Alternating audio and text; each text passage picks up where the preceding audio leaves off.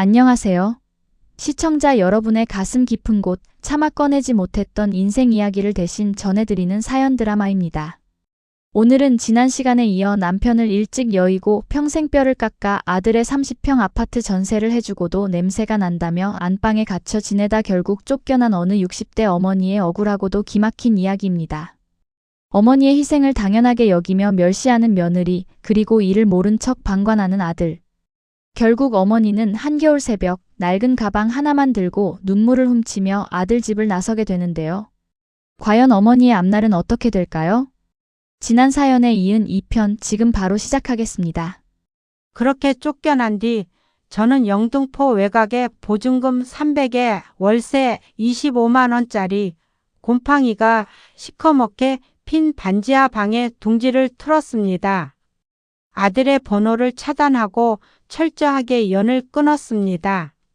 이를 악물고 다짐했지요. 죽을 때까지 내 스스로 돈을 벌어 아무에게도 기대지 않겠다고. 식당 설거지, 건물 청소를 전전하며 죽은 듯이 1년 반의 세월을 보냈습니다.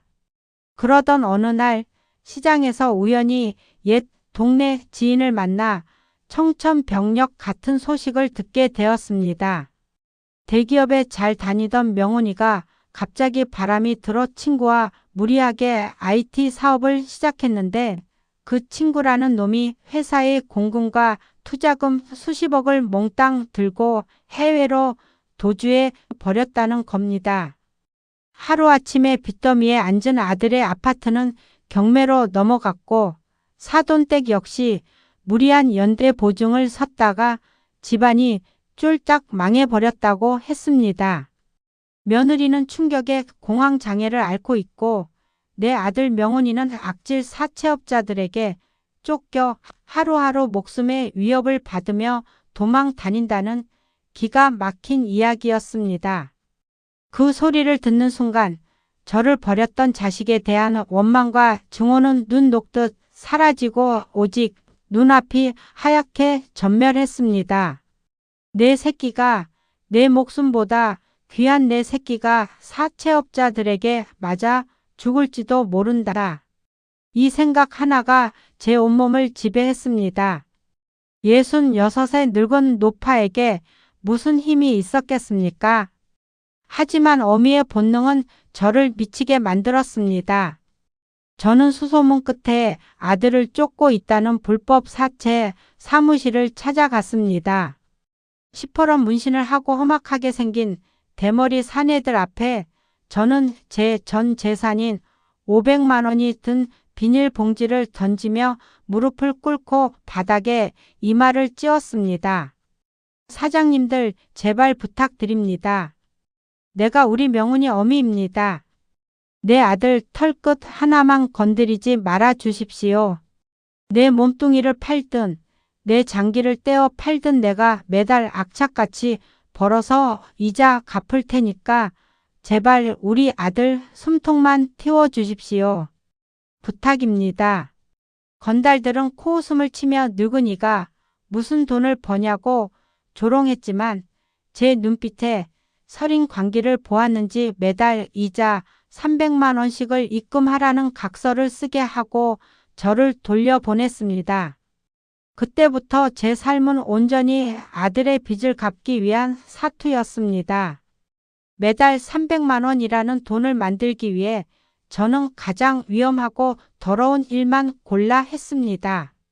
새벽 3시에 일어나 인력시장에서 제일 거친 건설 현장 철거 보조 일을 나갔고 밤에는 유독 가스가 뿜어져 나오는 화학 공장의 심야 특수 청소부로 들어갔습니다.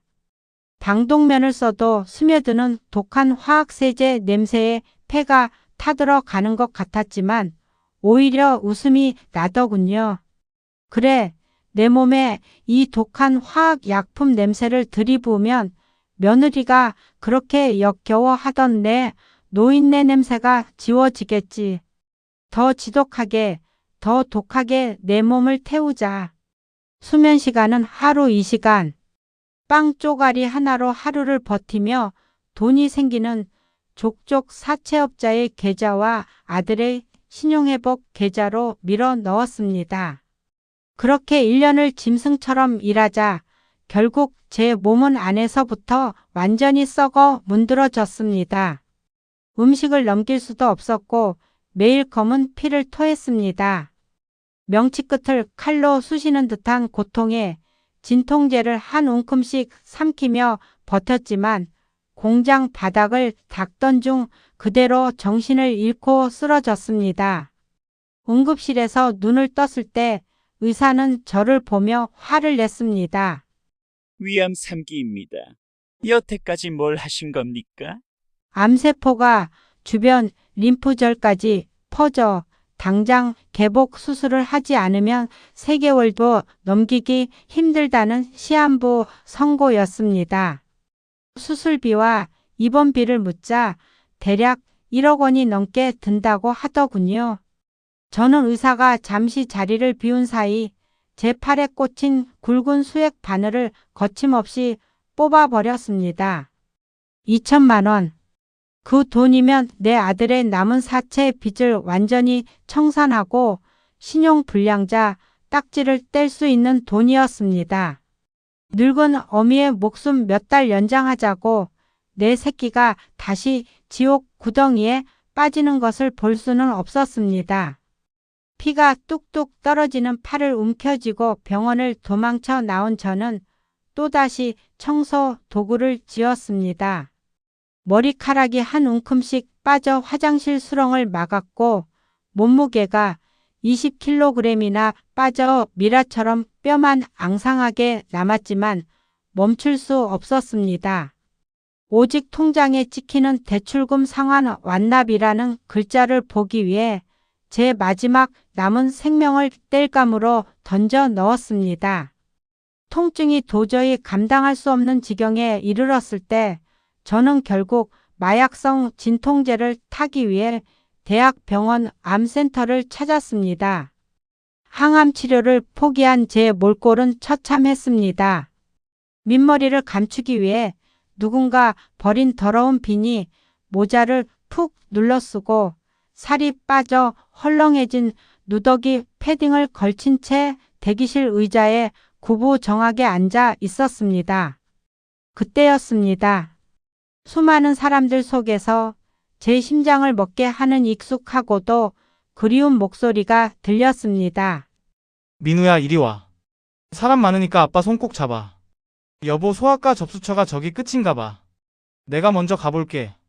고개를 들어보니 불과 10m 앞에 제 아들 명훈이와 며느리 그리고 훌쩍 커버린 손주가 걸어오고 있었습니다. 사업 실패의 고통 때문인지 아들의 얼굴은 반쪽이 되어 있었고 며느리 역시 화려했던 옛 모습은 온데간데 없이 수척하고 초라한 모습이었습니다. 그토록 보고 싶었던 내 새끼. 당장이라도 달려가 그 품을 안고 싶었지만 저는 황급히 가방으로 얼굴을 가리고 벽 쪽으로 몸을 숨겼습니다. 이 해골 같은 끔찍한 몰골을 보여 자식 가슴에 또 상처를 줄 수 없었고 무엇보다 냄새 난다며 저를 쫓아냈던 며느리의 차가운 시선이 아직도 제 영혼에 각인되어 있었기 때문입니다. 비틀거리며 자리에서 일어나 비상구 쪽으로 도망치려 발걸음을 떼는 순간 힘이 풀린 제 다리가 대기실 의자 모서리에 심하게 걸리고 말았습니다. 화당탕 하는 둔탁한 파열음과 함께 저는 바닥에 거칠게 나뒹굴었습니다. 제가 품고 있던 낡은 청 가방이 찢어지면서 그 안에 들어있던 물건들이 복도 대리석 바닥 위로 눈꽃처럼 흩뿌려졌습니다. 수십 알의 마약성 진통제 알약들, 선명한 붉은 도장이 찍힌 위암 3기 말기 및 수술 포기 진단서, 그리고 표지가 너덜너 덜해진 은행 통장 3개가 사방으로 뒹굴었습니다. 큰 소란에 지나가던 사람들이 몰려들었고 어머 할머니 괜찮으세요? 하며 부축하는 소리에 저만치 앞서 가던 아들 명훈이도 뒤를 돌아보았습니다. 처음엔 그저 불쌍한 노숙자가 넘어졌나 싶어 다가오던 아들의 발걸음이 제 앞에 멈춰 섰습니다. 바닥에 넘어진 충격으로 눌렀었던 비니 모자가 벗겨졌고 듬성듬성 빠진 앙상한 머리칼과 깊이 팬 주름진 얼굴이 세상 밖으로 드러났습니다. 아들의 시선과 제 시선이 허공에서 얽혔습니다. 엄마. 맞지? 세상에. 이게 무슨 일이야? 엄마 얼굴이 왜 이래? 왜 머리가 다 빠지고? 도대체 이게 무슨 꼴이냐고. 아들은 이성을 잃은 짐승처럼 소리치며 바닥에 주저앉아 제 앙상한 어깨를 부서져라 움켜쥐었습니다. 그 비명 소리에 뒤따라오던 며느리도 굳은 채 서 있다가 제 몰골을 확인하고는 경악하며 두 손으로 입을 틀어 막았습니다. 저는 극도의 수치심과 슬픔에 발버둥 치며 아들의 손을 밀어냈습니다. 이건 나라. 나 너희 엄마 아니다. 사람 잘못 봤다.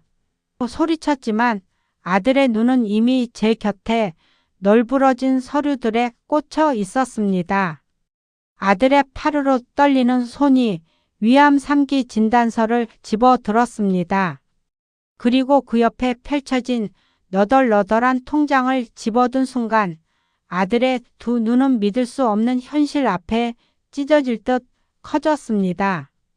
통장에는 지난 2년 가까운 시간 동안 매달 사채, 이자 상환, 신명은 대출원금 상환이라는 명목으로 100만 원, 200만 원씩 찍힌 수십 장의 이체 내역이 피눈물처럼 빼곡하게 새겨져 있었습니다. 아들은 깨달았습니다. 자신이 기적처럼 파산의 위기를 넘기고 빚 독촉이 멈췄던 이유가 하늘이 도운 것이 아니라 자신을 키워준 어머니가 죽어가는 몸뚱이를 갈아 만든 핏값이라는 사실을, 냄새난다고 쫓아냈던 그 어머니가 독국물을 마셔가며 공장 바닥을 기어 다니며 자신을 살렸다는 그 지옥 같은 진실을 말입니다. 엄마, 이거 다 뭐야? 내 빚. 엄마가 다 갚고 있었던 거야? 이 뼈만 남은 몸으로 암에 걸려서 피를 토하면서 내 빚을 갚아주고 있었다고? 왜? 도대체 왜? 내가 엄마를 쓰레기처럼 버렸는데, 지연이가 엄마를 쫓아낼 때 내가 모른 척했는데 왜 나 같은 새끼를 위해 죽어가는 거야? 아들은 병원 대리석 바닥에 머리를 사정없이 찌우며 통곡했습니다. 내가 죽일 놈이다. 내가 엄마를 죽인 살인마다. 짐승처럼 울부짖는 아들의 절규가 병원 전체를 울렸습니다. 지나가던 의사와 간호사들이 놀라 뛰어올 정도였죠.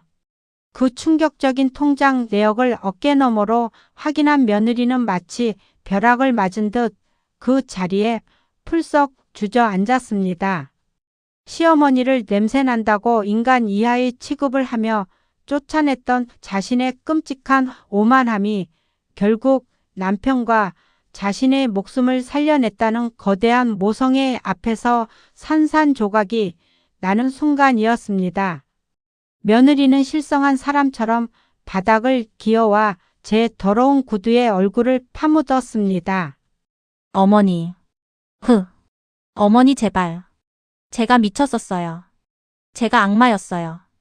저희가 짐승만도 못한 쓰레기인데 어떻게 어머니가 저희를 살리세요? 저를 죽여주세요. 제발 저를 죽이고 어머니가 사세요. 어머니 잘못했습니다.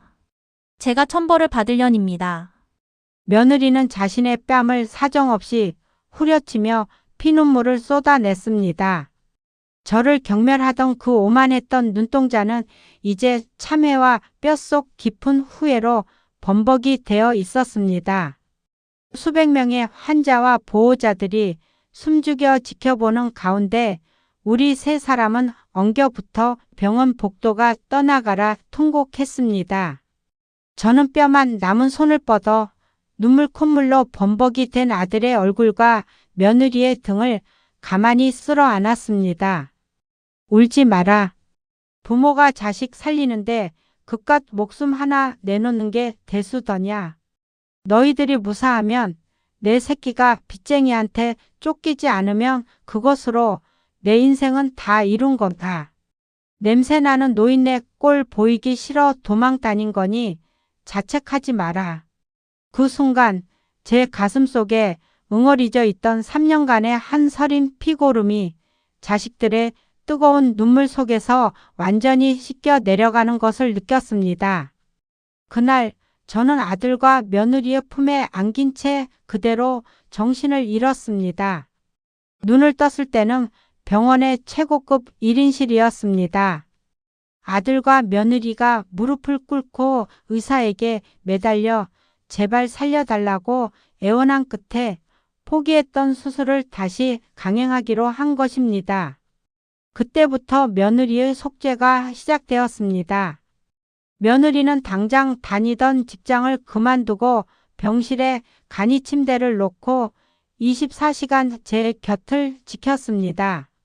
후이 절제 수술 후 거동을 못하는 저희 대소변을 직접 손으로 받아내었고 제가 항암 치료의 고통으로 피를 토할 때면 자신의 옷소매로 닦아내며 밤새 제 손을 잡고 기도했습니다.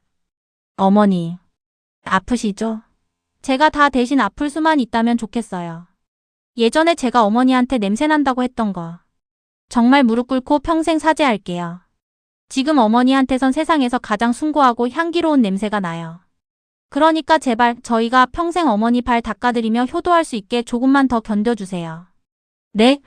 아들 명훈이 역시 밤낮을 가리지 않고 건설 현장과 대리운전을 뛰며 병원비를 벌어왔고 틈이 날 때마다 병실에 와서 퉁퉁 부어오른 제 다리를 주무르며 하염없이 울었습니다.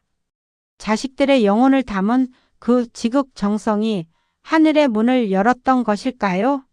의사조차 10%의 확률도 장담하지 못했던 수술은 기적처럼 성공적으로 끝났고 지독했던 암세포도 서서히 사라져 갔습니다.